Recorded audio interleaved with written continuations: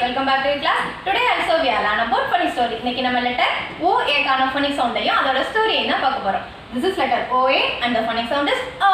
இந்த சவுண்ட் எப்படி வந்து ஸ்டோரியில பார்க்கலாமா? ஒரு ஆடு இருந்துதா. அந்த ஆட்டுக்கு ரொம்ப பசிதான். சாப்பிட எதுவுமே இல்லையா. அங்க சுத்தி பார்த்துட்டே இருக்கும்போது ஒரு மரத்துல பழத்தை பார்த்து வச்சிருந்துதான். நம்ம லேட்டா சாப்பிடலான்ட்டு. ஒரு நாள் அதை சாப்பிட போகும்போது அங்கே என்னாச்சான், அதுக்கு முன்னாடியே அந்த மரத்துல இருந்த அணில் பறவைகள்லாம் அந்த சாப்பாடை சாப்பிட்டுட்டு போச்சான்.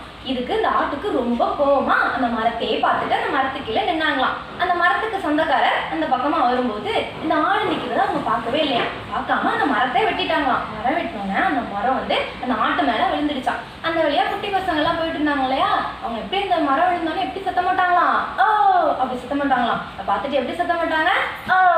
அவங்க சத்தம் போடும்போது ஒரு சவுண்ட் வந்தது இல்லையா, அந்த சவுண்டு தான் லெட்டர் OA-க்கான ஃபனிக் சவுண்ட். லெட்டர் OA-க்கான ஃபனிக் சவுண்ட் ஓ. நீங்களும் இந்த சவுண்டை வீட்டில் சொல்லி பாருங்க. தேங்க்யூ, பாய்.